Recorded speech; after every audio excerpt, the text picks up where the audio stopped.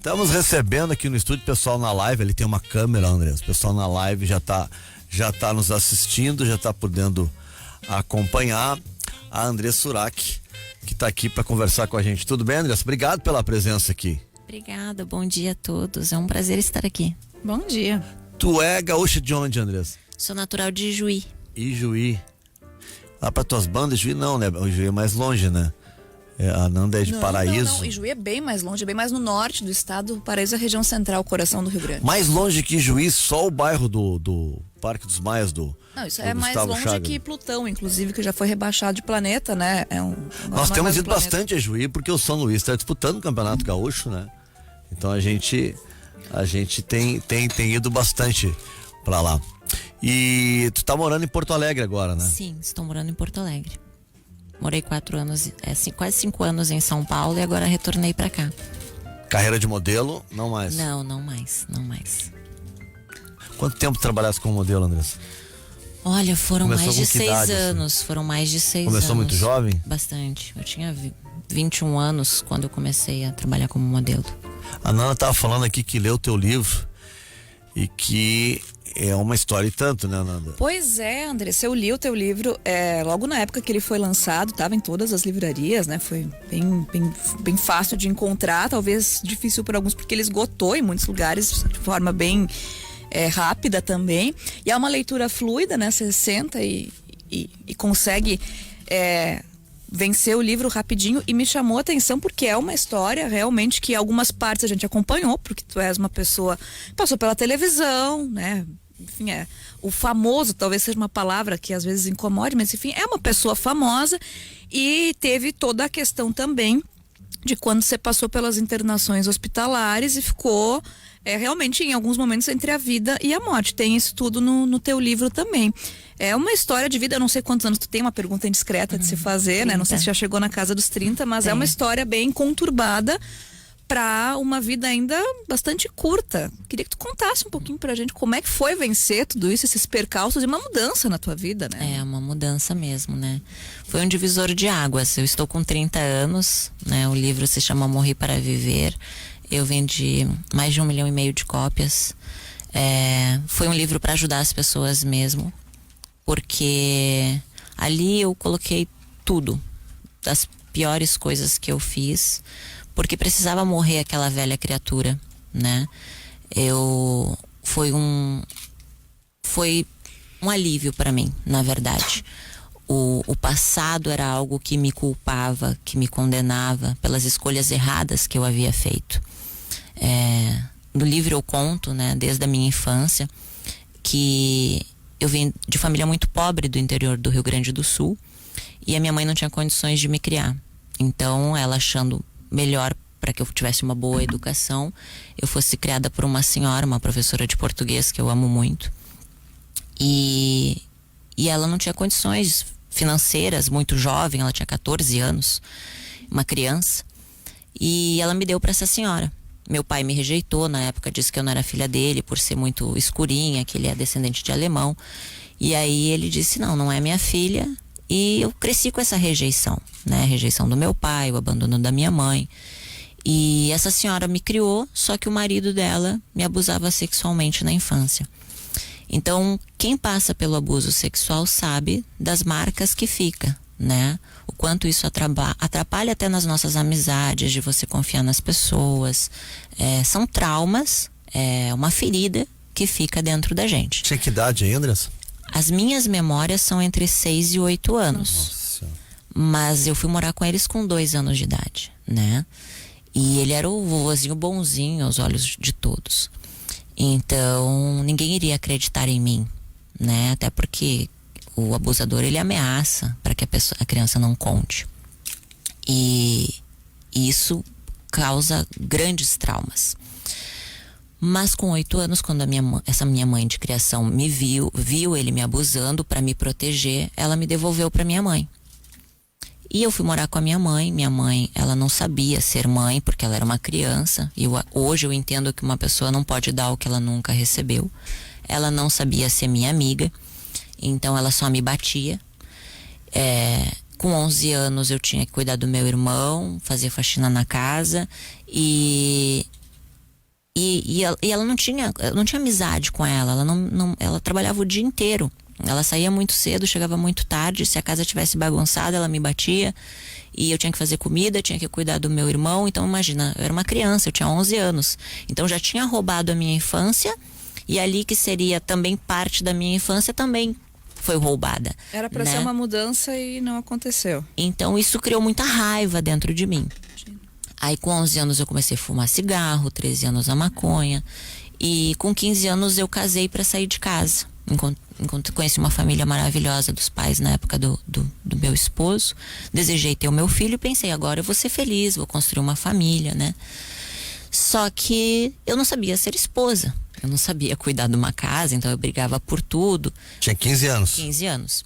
Desejei ter o meu filho. E aos 21 anos meu casamento chegou ao fim.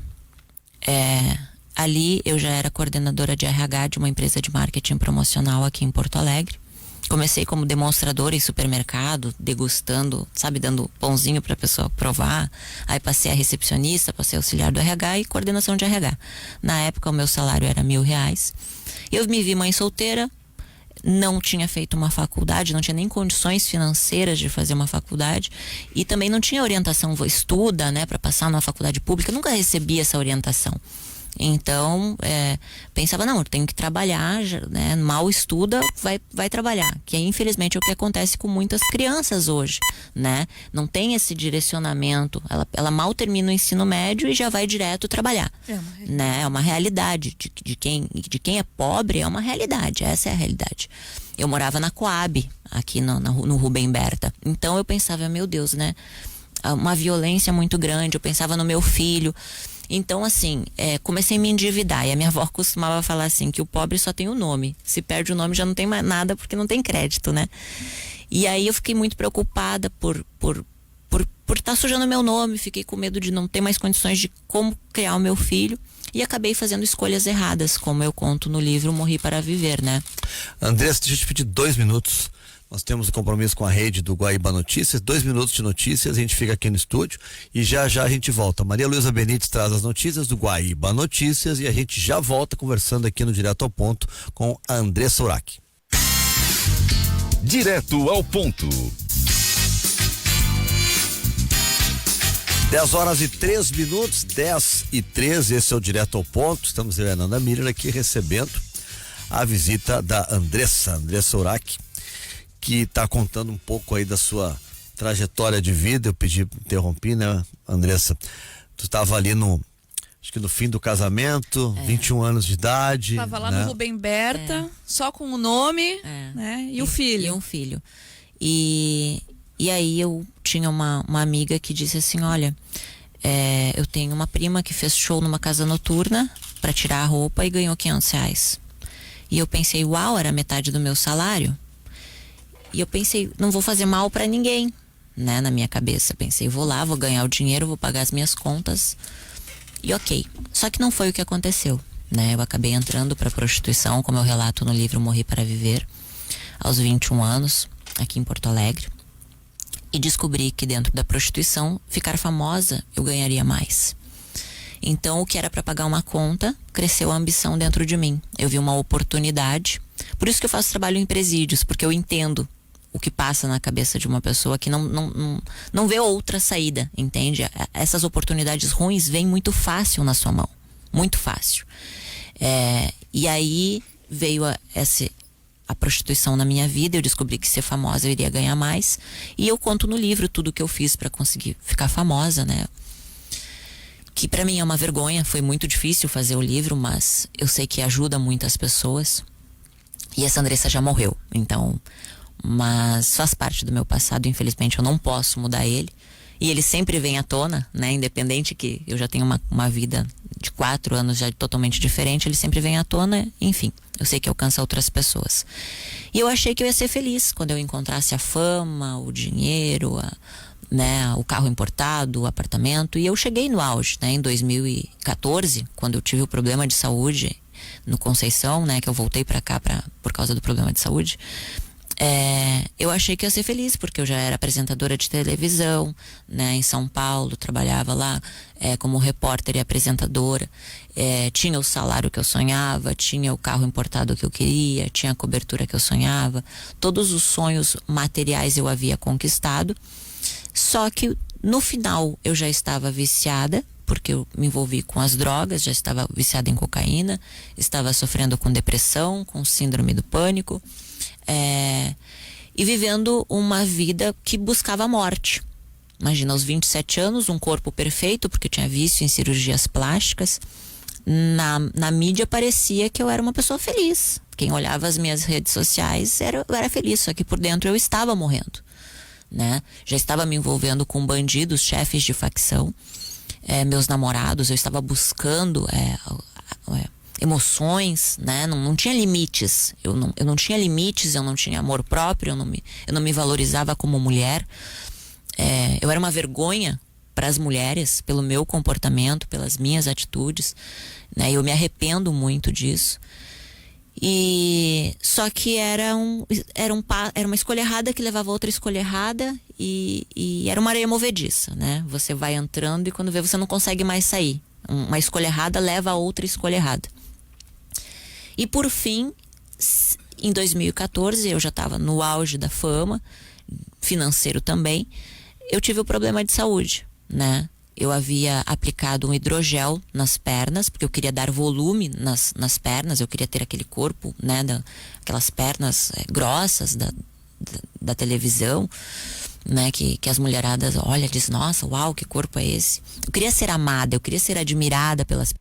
Eu tinha essa carência, sabe? Eu queria que as pessoas me olhassem e dissessem, uau, ela é linda, né? Na minha infância eu tinha sofrido muito bullying por ser muito magrinha, então eu queria aquele corpo porque eu queria que as pessoas dissessem, uau. E eu cheguei em tudo isso e vi que não tinha sentido, que eu tinha um vazio dentro de mim, né? Eu tinha um buraco dentro do meu peito e nada preenchia. Eu tentava preencher com coisas e pessoas. E aí, em 2014, dia 29 de novembro, eu internei no Hospital Conceição, que eu tinha um apartamento ali na Jari, que é do lado. Foi questão de minutos, foi muito rápido, porque eu não imaginava que isso iria acontecer, eu não imaginava que aos 27 anos eu estaria de frente com a morte, né? Por mais que eu buscasse a morte muitas vezes, eu nunca imaginei que com 27 anos eu ia morrer. A gente pensa quando vai morrer quando ficar velhinho, né? Não aos 27 anos. Eu tava de plantão nessa tarde, eu lembro que quando surgiu o boato, olha, Andressa Surak foi pro hospital, ela nem tá aqui em Porto Alegre, a gente foi atrás, disse, olha, realmente. E naqueles dias a gente acompanhou o caso como entre vida e morte mesmo. Assim, olha, a gente fazia até, existe essa coisa de a gente ligar pros hospitais quando a pessoa sofre acidente, alguma coisa, sabe como é que tá o estado de saúde de fulano? Eu lembro que a gente já ligava pensando, poxa, será que, né, vai acontecer alguma coisa mais grave? Foram dias e dias, né, de internação. Na verdade foram 25 no total, na UTI, e 3 em coma. E ali, 3 dias em coma. 3 dias em coma. E ali eu morri. Eu morri. Porque assim, eu vi a minha alma saindo do meu corpo. Eu vi a minha alma, ela era igual ao meu corpo. Eu tentei entrar, encaixar de volta, eu não consegui. Vi os enfermeiros, vi o hospital, vi o meu corpo. E a minha alma subiu pro julgamento, que era um lugar muito claro, muito silencioso, tinha muita paz. E lá passou um filme na minha cabeça de tudo de errado que eu tinha feito. E eu sabia que eu não era digna de estar ali, sabe? Eu sabia que era o julgamento da minha alma. Eu vi as escolhas erradas que eu havia feito. Eu vi às vezes que Deus disse, olha, vem, né? Faz o que é certo, né? E eu optei por não. Eu fiz as escolhas erradas. E ali a minha alma foi condenada ao inferno. Era o julgamento e eu sabia disso. A minha consciência falava isso. E eu pedi misericórdia. Eu disse, deixa eu voltar. Deixa eu fazer tudo de novo. Deixa eu cuidar do meu filho. Que eu não queria fazer com o meu filho o que a minha mãe tinha feito. Só que eu acabei fazendo pior, né? Porque foi público. O meu passado sempre vem à tona para o meu filho e ele sofre essas consequências, né? Desse pré-julgamento. Então, por mais que em 4 anos eu esteja todos os dias buscando ser um ser humano melhor, o meu passado sempre me acusa, né? As pessoas...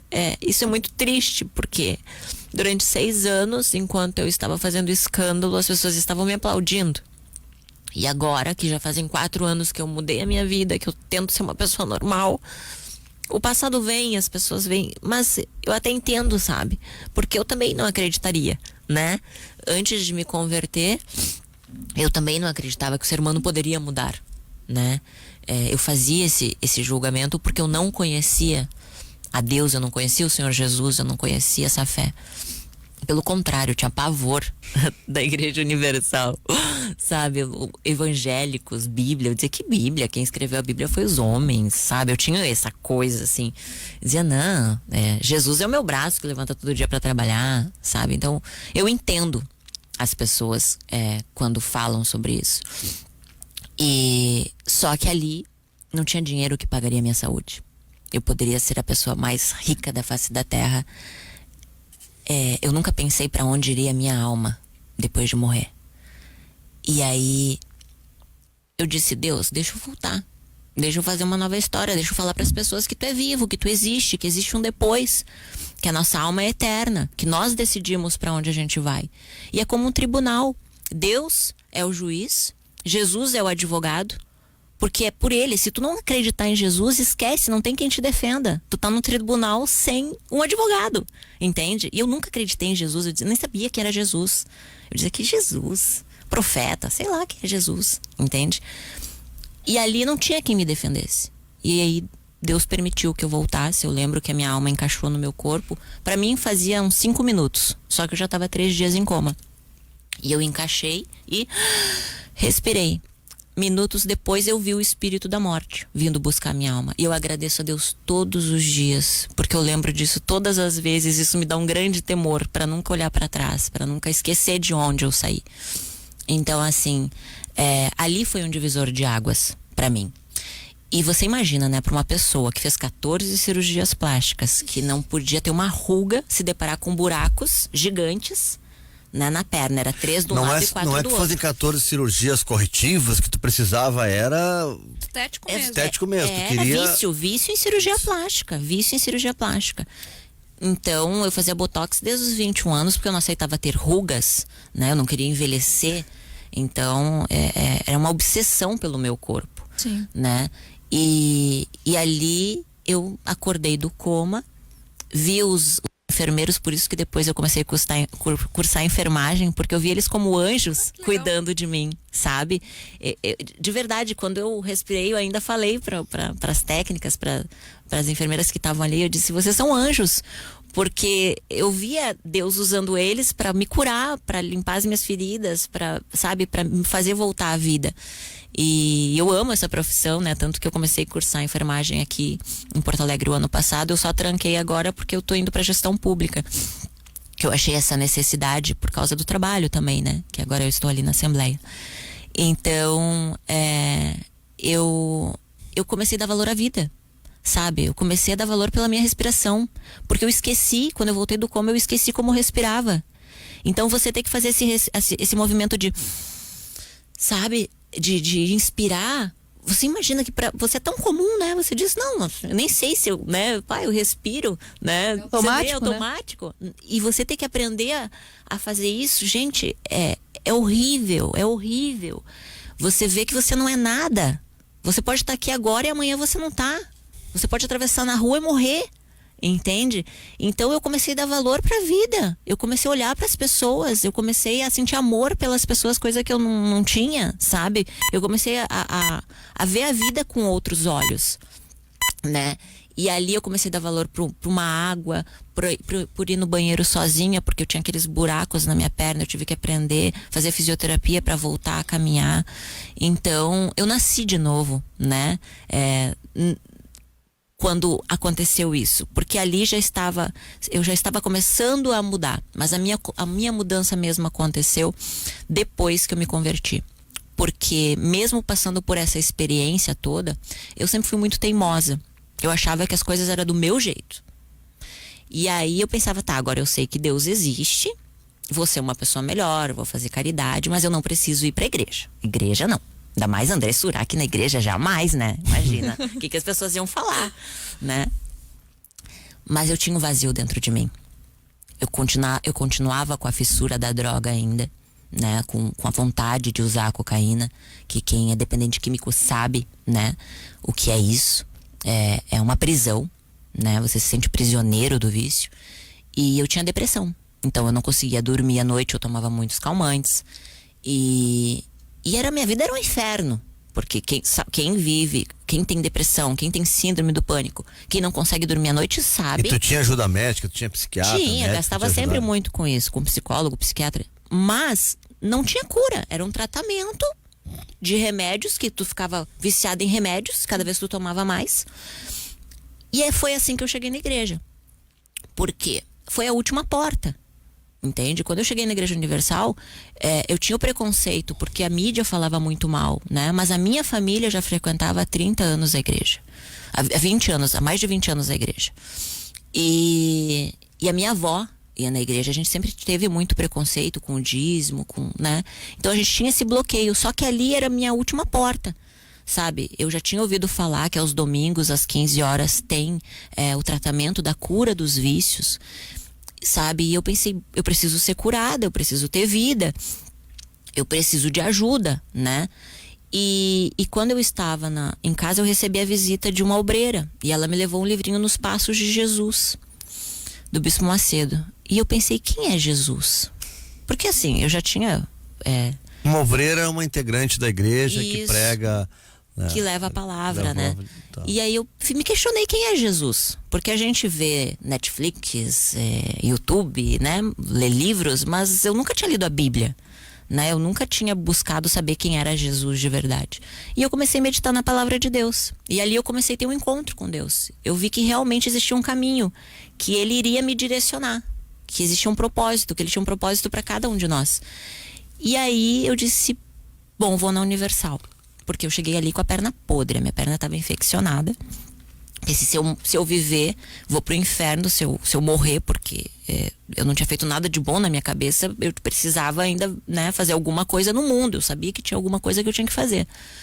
Vim com vontade de perdão para as pessoas, sabe? Eu entendi que se eu não perdoar as pessoas no dia que eu precisar de perdão, eu não vou ter perdão. Na Bíblia fala isso, né? Se você não tem misericórdia, no dia que tu precisar de misericórdia, não vai ter misericórdia. Então, para mim isso era muito difícil. Imagina eu ter que perdoar o homem que me abusou, perdoar minha mãe, perdoar meu pai. Era muito difícil. Só que precisava para minha cura interior, do buraco que tinha dentro de mim, precisava disso. E isso eu conheci na Igreja Universal, nessa fé. E eu tive que vencer os meus preconceitos. E aí eu cheguei na igreja, e ali começou a cura total. Tanto que hoje, já fazem 4 anos que eu conheci o Senhor Jesus, que eu fui batizada com o Espírito Santo, porque quem mudou a minha vida foi o Espírito Santo, o Espírito de Deus, porque Ele é vivo. O ser humano tem o vazio, e ele tenta preencher com coisas e pessoas. E só pode ser preenchido pelo Espírito de Deus. Deus é uma trindade, né? Deus Pai, Deus Filho e Espírito Santo. Deus se fez filho, Ele se fez Jesus para habitar entre nós, para dizer, é assim, perdoa, ama, né? Ele ensinou. E Ele morreu e Ele ressuscitou pelos nossos pecados. Porque se Ele veio para nos salvar, porque a gente é pecador, a gente é falho, né? Numa palavra, um pensamento, nós não seríamos salvos por ser merecedores, não somos, porque somos falhos, né? Por mais que você queira fazer o que é certo, você erra. E Jesus morreu por nós, pelos nossos pecados. E Ele ressuscitou, Ele está vivo, Ele não está morto, Ele não está crucificado numa cruz. E aí, quando Ele ressuscitou, Ele deixou o Espírito dele sobre a terra. Por isso que o ser humano busca coisas, ele busca preencher com coisas e ele nunca se sente realizado com nada. Porque ele só vai ser realizado quando ele tiver o Espírito de Deus dentro dele. Andressa, eu vou fazer um rápido intervalo, a gente já volta a falar e daí nós vamos querer falar um pouco sobre 2019, 2018, Andressa de agora, teus planos, teus projetos, o que tu anda fazendo, esse teu trabalho aí que tu faz junto a presídios, né? E uma nova tarefa que tu vai ter na Assembleia, eu quero que tu nos conte mais também um pouco sobre isso, tá? Então, rápido intervalo e a gente já volta aqui conversando com a Andressa Urach aqui no Direto ao Ponto. A gente está recebendo aqui no programa a Andressa Urach, que está contando muito da sua vida, né? E fez um desabafo emocionante aqui falando tudo que aconteceu. Vamos falar do agora, do presente, Andressa. Fala um pouco do trabalho que está desenvolvendo, que acabou te conduzindo agora a convite do deputado Sérgio Pérez, né? Isso, exatamente. Para a Comissão de Cidadania e Direitos Humanos da Assembleia Legislativa. O que tu pode contribuir lá? O que esse trabalho que tu falaste que estava realizando junto a presídios, junto às mulheres, tu pode levar como contribuição para a Assembleia? Porque na verdade ali na Assembleia a gente vai receber as denúncias, né, das violação dos direitos humanos. Então a gente acolhe as pessoas, a gente senta, conversa com elas, recebe a denúncia e eu vou encaminhar para a assessoria jurídica para fazer o ofício e enviar para o Ministério Público, né, enfim, Conselho Tutelar, os órgãos responsáveis de acordo com aquele caso. Você ouvir e sentar e ouvir as pessoas é humano, né? Então ele viu que ali, eu estando ali, esse convite veio através do deputado Sérgio Pérez, porque nós já trabalhamos com trabalhos sociais, né, dentro dos presídios. Inclusive ele faz trabalhos voluntários dentro dos presídios masculinos e eu faço dentro dos femininos. Então ele já conhece esse trabalho que eu faço. Eu faço parte também do RAAB, que é um projeto que ajuda mulheres que sofreram abuso sexual, abuso psicológico, abuso físico, né? Então, a gente cuida dessas mulheres, a gente tem o curso do autoconhecimento. Até gostaria de convidar todas as mulheres que estão assistindo, quero aproveitar a oportunidade. É um curso gratuito para todas as mulheres, dura 2 meses, ali na Júlio de Castilho, 607, no auditório, dia 12 de março, às 18h30. Lá a mulher ela vai se conhecer, ela vai identificar as raízes do passado, os traumas do passado para curar o interior. Ela vai se conhecer e para conseguir mudar a sua vida, né? Porque infelizmente às vezes traumas lá de trás, como um abuso, né, uma agressão física, uma agressão psicológica, ela reflete no relacionamento das pessoas, no tratamento de uma mãe com um filho, de um filho com um pai, né? A mágoa é uma coisa que corrói o ser humano, né? Atrapalha nos relacionamentos. Então, o deputado, conhecendo já esse trabalho que a gente faz com as mulheres, já fazem 4 anos que a gente faz esse trabalho, né, dentro do RAAB, acolhendo essas mulheres, ouvindo a história delas, que os direitos humanos defende, né? É contra a violência contra a mulher, cria projetos voltados a isso. Então, estando ali para receber a população, entendendo quais são as necessidades da população, eu vou conseguir passar um relatório para o deputado e assim ele consegue entender o que está acontecendo na sociedade para criar projetos voltados a essas pessoas. Tu né? vai ter expediente na Assembleia, vai ter uma carga horária, vai ser um trabalho mais de rua, como é que vai ser o teu dia a dia, a tua rotina de trabalho? Ainda é muito recente, porque eu comecei na sexta-feira, então eu ainda estou me adaptando a essas questões burocráticas, né? Tô aprendendo. Na sexta, né? Isso, tô aprendendo porque fazem 4 dias. Mas vai ser tanto interno quanto externo, né? Vai ser atendimento ao público, porque a gente tem que visitar os locais, né?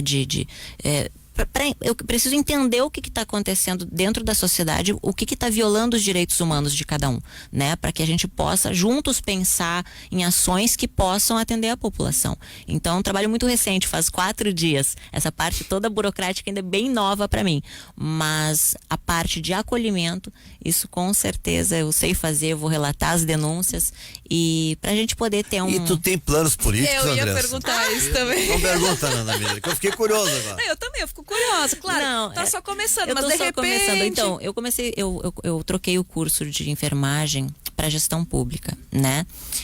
Agora com a campanha do presidente da República, eu cheguei a fazer o apoio ao Bolsonaro, porque eu quero um Brasil melhor, né? Porque a gente sabe que a política é importante, as pessoas não entendem isso. Porque, assim, eu vim de uma família muito pobre. E eu achava que política, pra que falar de política?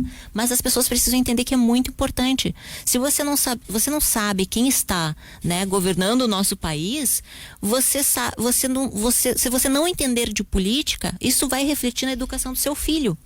Entende? E precisa de pessoas sérias para existir uma fiscalização para onde está indo o dinheiro, né? Precisa de pessoas realmente comprometidas com a população. E eu vi assim, se eu estou viva e eu tive essa nova oportunidade, eu quero fazer a diferença no mundo, sabe? Eu quero ajudar as pessoas. O sentido da minha vida é ajudar. Então, nesses 4 anos, eu já venho fazendo esses trabalhos voluntários. Só que são trabalhos limitados, porque a gente faz o trabalho dos Anjos da Madrugada distribuindo alimentos para os moradores, né?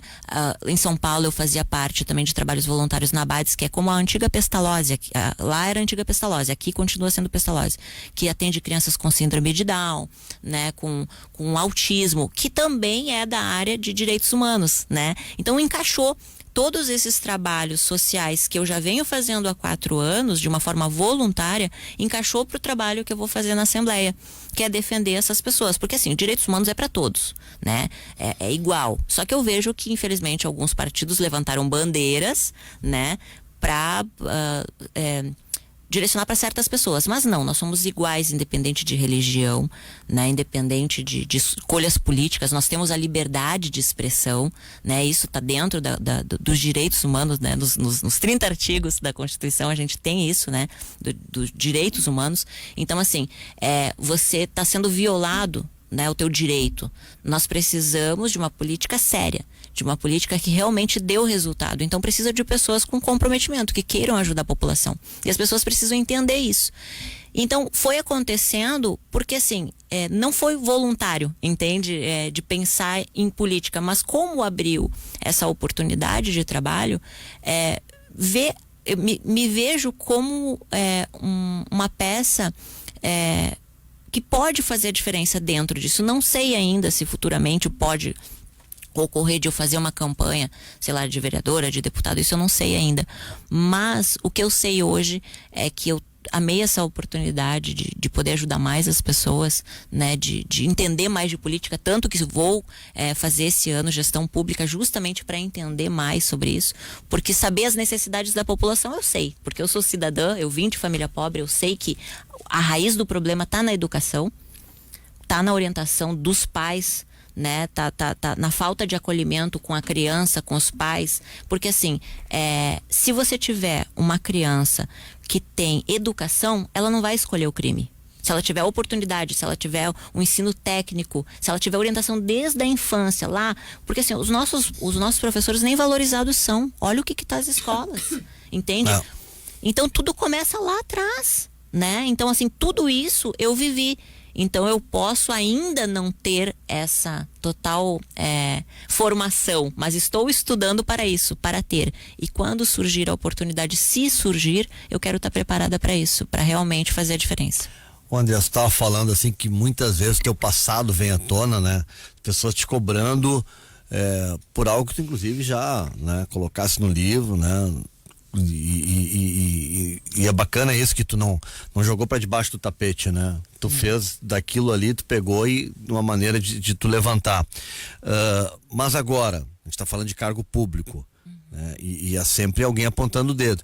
Pelo teu passado, por tu ser quem tu é, e não uma pessoa de formação política, que sempre trabalhou em política, tu recebeste também cobranças por isso? Principalmente da imprensa, né? O julgamento é muito grande. Mas é o tempo, eu entendo as pessoas, né? Porque eu também julgaria. Então, mas é o tempo vai mostrar se eu mudei, se eu não mudei. E outra, por ser uma pessoa pública, se a pessoa está fazendo errado, logo aparece, né? Então, não existe nada oculto que não venha a ser revelado.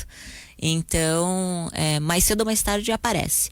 E eu não tô aqui para provar nada a ninguém, entende? Eu sei que Deus me deu uma nova oportunidade de fazer uma nova história, de mostrar pro meu filho que ele tem uma nova mãe. Então todos os dias eu busco idade ele isso, tá? 13 anos. 13 anos. Idade da minha, eu tenho uma de 13. Sabe? Então assim, ele vai sofrer sim esses preconceitos, mas eu tenho certeza que o meu filho, porque assim, eu na minha infância, eu preferia estar comendo arroz e feijão e estar com a mãe do que estar com outra pessoa, entende?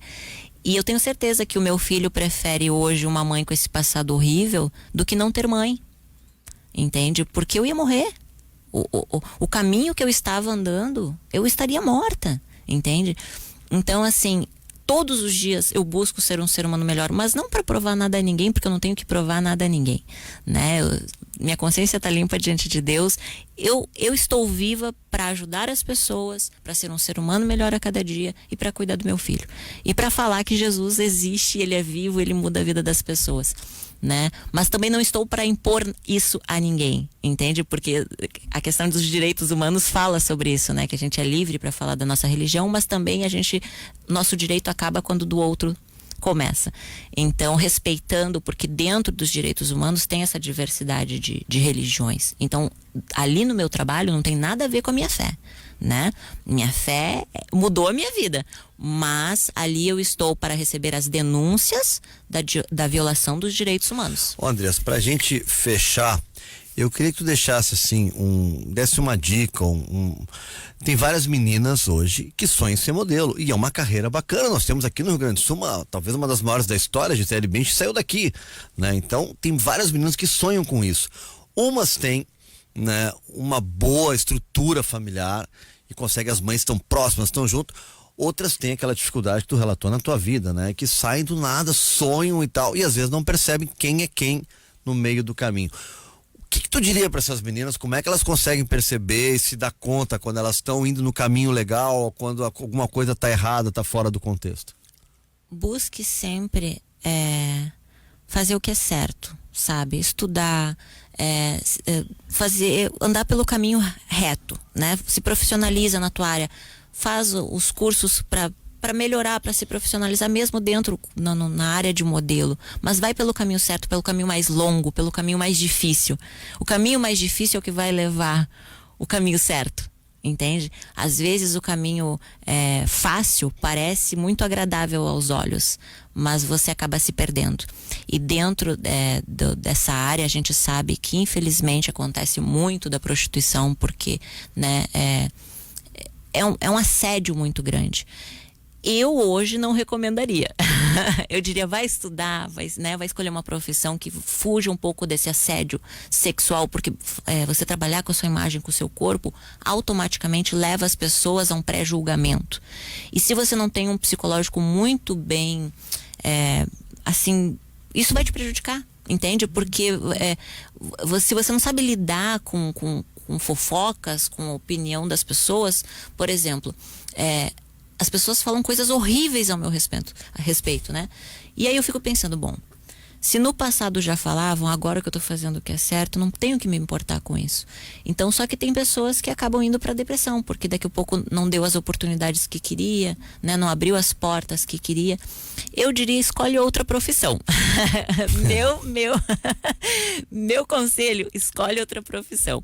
Mas, se escolher essa profissão, vá pelo caminho mais difícil mesmo, faça todo curso profissionalizante que você puder fazer de passarela, de fotografia, se aperfeiçoe nisso e sabe, procure ter a sua paz interior, porque eu acho que assim, antes mesmo de realização profissional, pessoal, você precisa ter paz dentro de você, porque você pode ser a pessoa mais famosa, mais rica do mundo, se você não tem paz dentro de você, você não tem nada.